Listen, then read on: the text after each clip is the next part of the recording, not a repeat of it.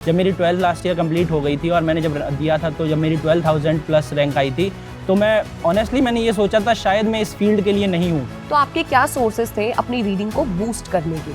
CLAT ma'am अपने आप में बहुत अनप्रिडिक्टेबल है, तो आप कह नहीं सकते कि पैसेज किस बेसिस पे आएगा। तो आपको हर तरीके की इकोनॉमी की, पॉलिटी के या जिस प्रकार के भी आपको पैसेजेस आ रहे हैं, आपको उनको पढ़ना पड़ेगा। ये 27 से 89.5 तक का जो जंप है, राइट, ये इतना बड़ा जंप है जो बहुत सारे बच्चों को लगता है पॉसिबल ही नहीं है, टू बी ऑनेस्ट। कि अगर मेरे मॉक 2 में ये दिक्कत आ रही है, उसको आप फैकल्टी से जब बात करते हैं उसको आप क्लियर करिए, ताकि वो जो मॉक 3 आप लगाएंगे तो जो मॉक 2 की गलती हुई थी वो आपको रिपीट ना करनी पड़े। Hello everyone, I welcome you all on this amazing platform of PW CLAT. Today we have with us Ronak Dixit, who has cleared CLAT with flying colors. So how's this feeling, Ronak? Thank you so much, ma'am, for introducing me on this platform of PW. Ma'am, it is a wonderful journey and it's been a wonderful experience till now. Right. Okay. So I'm going to ask you some questions that our students want to know, right? तो सबसे पहला question होने वाला है कि आपने सबसे पहले कौन सा कॉलेज सेलेक्ट किया है और क्यों सेलेक्ट किया है? Ma'am, I have chosen RML Lucknow. Ma'am, मेरे उसके कुछ पर्सनल रीजंस थे, जस्ट बिकॉज वो मेरे होम स्टेट में है। मेरे फैमिली की कुछ सिचुएशंस हैं जो मुझे फेवर करती हैं। And one more thing that RML is the most affordable NLU among the top 10 NLUs, so that's why I've chosen RML. Okay आप एक बार बच्चों को अपना फैमिली बैकग्राउंड भी बताइए, और आपको कौन ज्यादा सपोर्ट करता था, मम्मी या पापा? Ma'am, it's a tricky question, but दोनों ही सपोर्ट कर देते। एक्चुअली मैं एक फार्मर बैकग्राउंड से आता हूँ और बहुत ही स्ट्रगलिंग फैमिली रही है हमारी। कंटिन्यूसली थोड़े हेल्थ इश्यूज़ भी रहे, मम्मी को एक डायबिटीज़ है जो कि 400-500 तक जाती है, तो एक वो सारी सिचुएशंस भी रहीं। काफ़ी टाइम पहले मम्मी को घर छोड़ना पड़ा गांव से, तो हमें शहर में शिफ्ट होना पड़ा। वहाँ उन्होंने मुझे अकेले पाला, पापा गांव रहते थे, तो ये सारी सिचुएशंस चलती रहीं। तो ऐसे धीरे धीरे करके हम पढ़ते रहे। कई बार स्कूल भी चेंज हुआ। फॉर्चुनेटली एक बहुत अच्छी चीज़ ये रही कि मैं जिन भी स्कूल्स में रहा, मैं एक्चुअली एकेडमिकली अच्छा रहा, तो उन स्कूल्स ने मेरी जो फीस थी उसको वेवर किया है, उसको सपोर्ट करते रहे, जिसके कारण मैं पढ़ पाया। देखो बहुत सारे बच्चे ऐसे होते हैं जिनके बहुत सारे एक्सक्यूजेज हैं, राइट, क्लैट ना देने के, ना अच्छे से पढ़ने के, राइट। तो यहाँ पर यू हैव अ स्टूडेंट जिसने इतने सारी प्रॉब्लम्स फेस किए हैं, फैमिली इश्यूज हैं, हेल्थ इश्यूज हैं, still he cleared the exam with flying colours, which clearly speaks of your consistent hard work as well, right. So एक और बच्चे बहुत ज़्यादा जानना चाहते हैं कि आप क्लास 12th में थे जब आपने एग्जाम दिया, या फिर आपने ड्रॉप ईयर लिया था? मैम, एक्चुअली लास्टली मैंने जब फर्स्ट टाइम अटैम्प्ट किया था, तब मैं क्लास 12th में जब दिया था 2024 वाला अटैम्प्ट, तब मेरी उसमें रैंक 12,600 कुछ आई थी। तो आई थॉट कि मेरी कुछ प्रॉब्लम्स आ रही थी, मैंने फेस की, मैंने देखा कि उसमें मॉक्स की थोड़ी प्रॉब्लम्स आ रही थी, कॉन्सेप्ट्स थोड़े वीक थे, या कई बार एक्यूरेसी उतनी अच्छी नहीं आ पा रही थी। तो फिर मैंने जब उसके बाद उनको चीज़ों को एनालाइज़ किया, और फिर बाद में जब मैंने अचीवर्स बैच लिया क्लैट का, तो उसमें जब मैंने उन सारी चीज़ों को कंटिन्यूसली देखा और मॉक्स को प्रैक्टिस किया, तो फिर वो चीज़ें इंप्रूव हुई, और that's why I am here today. Okay, so why did you choose PW CLAT and why Achievers Batch? इसके भी 2 रीजंस हैं ma'am, just because my story is quite similar to अलग सर।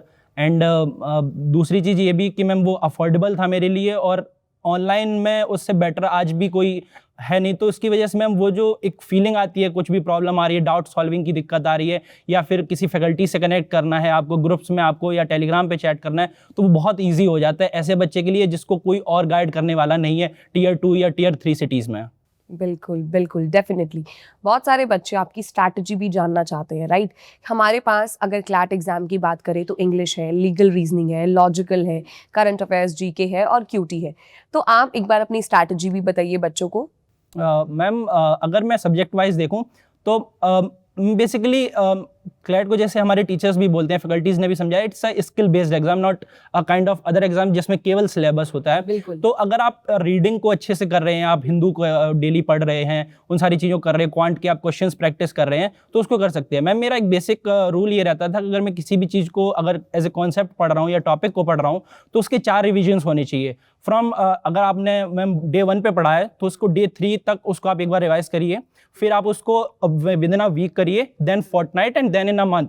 तो वो जो कॉन्सेप्ट होता है, तो वो आपको एक एस्टेब्लिश हो जाएगा आपके ब्रेन में, तो आपको लॉन्ग रन में वो आपको हेल्प करेगा। और apart from the revision, the best thing और the most important thing for CLAT is the mocks. अगर आप मॉक्स को उतनी सीरियसली, रिगरसली, रिलीजियसली देंगे, आपको देखना पड़ेगा कि हर मॉक में आपको कंसिस्टेंसी बिठानी है कि इसमें क्या गलती आ रही थी, अगले में क्या गलती नहीं करनी है, कौन से टॉपिक्स हैं जिसकी वजह से आपके कंटिन्यूसली मार्क्स गिर रहे थे। उधर अगर आप थोड़ा सा अपने आप से ईमानदार होकर ऑनेस्टली वर्क करेंगे तो आपके चांसेस हैं कि आप बहुत अच्छे एनएलयूज़ में जा सकते हैं। राइट। आपका पहला मॉक टेस्ट का स्कोर क्या था? Ma'am it was 27। ओके। और अब आपने जब एग्जाम दिया तो तब आपका स्कोर कितना था? 89.5। ओके। ये 27 से 89.5 तक का जो जंप है, राइट, ये इतना बड़ा जंप है जो बहुत सारे बच्चों को लगता है पॉसिबल ही नहीं है, to be honest, right. But अब इसके पीछे क्या सब मेहनत रही है, क्या कंसिस्टेंट हार्डवर्क रहा है, राइट, एक बार वो भी बच्चों को एक्सप्लेन करिए। मैम अगर क्लैट स्कोर में और मॉक में डिफरेंसेस को देखें तो मैम दो चीज़ों को लेके चलना होगा। मैम सबसे पहले तो उससे इमोशनली टच नहीं होना है, अटैच नहीं होना है उसके रैंक से या उसके मार्क्स से कि मेरे 27 मार्क्स आए हैं या 30 मार्क्स आए हैं, लेकिन उसमें एक स्कोप है इंप्रूवमेंट का और वो आपको करना पड़ेगा। वो तब होगा मैम जब आप पांचों, और एक मेन चीज़ है कई बार क्या करते हैं स्टूडेंट्स के किसी एक सब्जेक्ट्स के साथ वो अलाइन हो जाते हैं और उसको मेजॉरिटी अपना टाइम देने लगते हैं। आपको अपना टाइम जो है वो सभी में बराबर बांटना है और उनको इक्वली देना पड़ेगा, क्योंकि मैम अगर हम देखें मोस्टली लोग जो है वो क्यूटी को छोड़ देते हैं। बिल्कुल। और कई बार क्या होता है वही मैम गेम चेंजर हो जाता है, क्योंकि बाकी सारे सब्जेक्ट्स में इक्वल मार्क्स आ गए लेकिन क्यूटी में जिसके मार्क्स अच्छे आ गए उसकी रैंक्स क्लियर हो जाती हैं। तो सारे आपको सब्जेक्ट्स में इक्वल अपना एलोकेशन करना पड़ेगा टाइम को। उसके साथ आप जब काम करेंगे और कंसिस्टेंटली आप ये देखते रहेंगे कि अगर मेरे मॉक 2 में ये दिक्कत आ रही है, उसको आप फैकल्टी से जब बात करते हैं उसको आप क्लियर करिए, ताकि वो जो मॉक 3 आप लगाएंगे तो जो मॉक 2 की गलती हुई थी वो आपको रिपीट ना करनी पड़े। बिल्कुल। मैं बहुत सारे बच्चों को यही बताती हूँ कि आप लोगों को होलिस्टिक डेवलपमेंट पर ध्यान देना है। और मॉक टेस्ट देने का मतलब ये नहीं कि आपने मॉक टेस्ट दे लिया है, नहीं, एनालिसिस बहुत इंपॉर्टेंट है, एरर लॉग बनाना बहुत इंपॉर्टेंट है, ताकि आप रेक्टिफाई कर सके अपने मिस्टेक्स को। Right.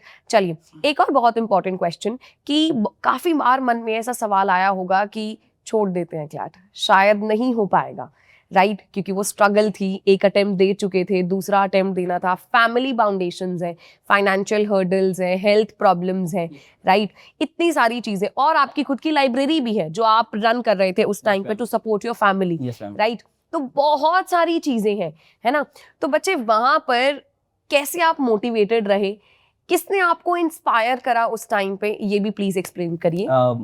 Thank you so much ma'am कि आपने मुझे वो लाइब्रेरी का हाईलाइट किया। एक्चुअली मैम जब मेरी 12th लास्ट ईयर कंप्लीट हो गई थी और मैंने जब दिया था तो जब मेरी 12,000 प्लस रैंक आई थी तो मैं ऑनेस्टली मैंने ये सोचा था शायद मैं इस फील्ड के लिए नहीं हूँ, क्योंकि आप as a first generation lawyer जब आप एस्पायर कर रहे हो किसी इतने बड़े एग्जाम को निकालने के लिए और आपको कोई सपोर्ट करने वाला नहीं है एक्सेप्ट योर ऑनलाइन फैकल्टीज, तो आपको ये लगने लगता है कि शायद मैं उसके लिए नहीं बना हूँ। लेकिन उसी को मैंने देखा एज ए चैलेंज लिया और मैंने जब अपनी लाइब्रेरी खुद की स्टार्ट की जो कि मेरे औरैया में चाणक्य के नाम से है, तो मैम मैंने देखा कि जो वहाँ पे कई सारे जो मेरे सीनियर्स हैं या जो लोग पढ़ने आते हैं उनमें से एक भैया थे दिव्यांश भैया, he is now auditor in defence ministry.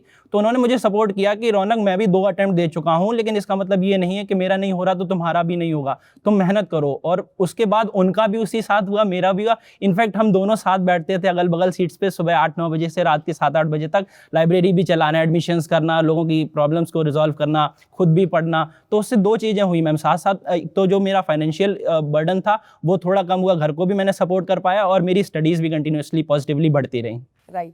तो बच्चा पार्टी, अब आपका क्या एक्सक्यूज है क्लैट ना क्लियर करने का? You have an example over है जो लाइब्रेरी भी रन करते थे, घर की सिचुएशंस को भी समझते थे, स्ट्रगल्स भी देखी हैं, उसके बावजूद कंसिस्टेंटली मेहनत की है। और यहाँ पर एक बहुत ही प्यारी चीज़ आपने मेंशन की, जब भी बच्चा रिजल्ट लेकर आता है ना, वो खाली टीचर का या बच्चे का हार्डवर्क नहीं है, वो एक कोलैबोरेटिव एफर्ट है पेरेंट्स का, फ्रेंड्स का, बच्चे का पर्टिकुलरली, राइट। क्योंकि बहुत बार ऐसा होता है जब बच्चा डीमोटिवेटेड फील होता है, राइट, तो उस टाइम पे उसके फ्रेंड्स उसको खींचते हैं ऊपर कि नहीं, यू विल डू इट, हो जाएगा, राइट। तो बहुत इंपॉर्टेंट है आप अपने आसपास वाले लोगों को भी देखें कि आपके पास किस तरह के लोग हैं। एक तो होते हैं लोग आपके आसपास जो आपको बोले अरे रहने दे, नहीं होगा भाई, तेरा क्या रखा है इस चीज में, छोड़ देते हैं, ग्रेजुएशन करते हैं सिंपल, फिर आगे देखेंगे, एसएससी निकाल देंगे या कोई और एग्जाम देख लेंगे। एक तो होता है ये एटीट्यूड, और एक आपका दोस्त है जो बोलेगा अरे ऐसे कैसे नहीं हो रहा है, लेट मी एक्सप्लेन दिस, करते हैं सॉल्व, टीचर से बात करते हैं, उनसे पूछते हैं, राइट। तो ये कुछ चीजें बहुत इंपॉर्टेंट है, राइट बच्चे। चलो अब एक और question. As we know that CLAT exam is predominantly based on reading comprehensions. आपके पास English, legal, logical, QT, current affairs सब में कॉम्प्रिहेंशन आता है, राइट? पैसेजेस हैं और फिर क्वेश्चंस आते हैं. तो आपके क्या सोर्सेस थे अपनी रीडिंग को बूस्ट करने के? Ma'am, if we talk about the sources for the reading comprehension, the one that world knows is newspaper. Right. कि आपको न्यूज़पेपर को आपको रिलीजियसली पढ़ना पड़ेगा. उसमें भी बेसिकली एडिटोरियल्स आप देखिए, और उसके साथ साथ आप दो चीज़ें कर सकते हैं. जब आप एडिटोरियल पढ़ रहे हैं तो आप केवल पढ़ ना रहे हो, you are grasping the things what that editorial is talking about. Very important. You should not just only reading and you should be comprehending it, कि मतलब वो किस बारे में है. And one more thing, it should be diverse. Mostly लोग क्या करते हैं, अगर उन्हें स्पोर्ट्स सेक्शन अच्छा लगता है तो वो स्पोर्ट्स की न्यूज़ पढ़ते हैं, या बहुत सारे लोग हैं जिनको सिनेमा अच्छा लगता है तो वो सिनेमा की. अब क्योंकि क्लैट में अपने आप में बहुत अनप्रेडिक्टेबल है, तो आप कह नहीं सकते कि पैसेज किस बेसिस पे आएगा. तो आपको हर तरीके की इकोनॉमी की, पॉलिटी के, या जिस प्रकार के भी आपको पैसेजेस आ रहे हैं, आपको उनको पढ़ना पड़ेगा. सेकंड थिंग वाज मैम कि जब आप मॉक लगाते हैं तो उसकी आपको प्रैक्टिस होती है. और थर्ड में मेरे को हो सकता है कि जब कई बार बुक रीडिंग की भी लोग बात करते हैं, लेकिन जब आप क्लैट जैसे एग्जाम की तैयारी कर रहे होते हैं तो उतना टाइम नहीं होता कि आप कंटिन्यूसली बुक रीडिंग कर सकते हैं. तो उसके लिए हम क्या कर सकते हैं कि आप ऑनलाइन बहुत सारे सोर्सेज हैं, बहुत सारी वेबसाइट्स हैं लॉ की या और सारी, जिनको आप फॉलो कर सकते हैं, जिससे आपकी रीडिंग कॉम्प्रिहेंशन बेटर हो सकती है. Well said, very well explained. मैं हमेशा बोलती हूँ डाइवर्सिफाइड रीडिंग करना बहुत इंपॉर्टेंट है, वरना क्लैट एग्जाम बिल्कुल भी नहीं हो पाएगा. Right? Yes, ma'am. Now we are going to have some icebreakers. Yes. Right? One myth about CLAT that you wish to bust. It is for the elite class, and it is only for the people that have the money. They can crack the CLAT. Even the person from a very poor background or with the right guidance can clear it. Well said. Okay. One word for your CLAT journey. Quick. Exciting. Exciting. Okay. Solo grind or group study? Solo grind. Current affairs, you love it or you loathe it? I loved it. You loved it. Okay. There's one more question that I have in my mind. Night owl or early bird? I was an early bird. Okay. All right. So now tell me one more thing. ऐसी कौन सी चीज़ है जो आपको लगता है कि अगर आपने थोड़ा सा डिफरेंटली किया होता तो शायद आपको और एडवांटेज मिल जाता या आपका स्कोर बेटर हो सकता, और क्या आप अपनी आने वाली जनरेशन्स को बताना चाहते हैं? फर्स्ट ऑफ ऑल जो मैं कहना चाहूँगा कि अगर मेरा स्कोर और इम्प्रूव हो सकता था मैम, कि मॉक्स को थोड़ा और रिलीजियसली दिया जा सकता था. सेकंड थिंग, मैं क्वांट में थोड़ा और वर्क कर सकता था. मेरे थोड़े क्वांट में मार्क्स कम रहे, जिसकी वजह से थोड़ी रैंक मेरी 618 है, वरना और इम्प्रूव हो सकती थी.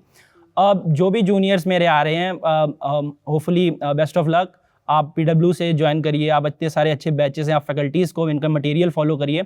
एक चीज़ आप ये रखिएगा कि आप मैं दो चीज़ें बोलना चाहूँगा. पहली चीज़ कि अगर आप किसी एग्जाम के लिए तैयारी कर रहे हैं तो आप एक मन में एक माइंडसेट ये तैयार करिए, this is the last option. क्योंकि अगर आप किसी ऑप्शन के साथ वर्क करते हैं तो आपको लगता है अगर क्लैट नहीं होगा तो मैं कुछ कर लूँगा. आपको सिर्फ ये सोच के चलना पड़ेगा कि मेरा सिर्फ एक ही ऑप्शन है, वो क्लैट है.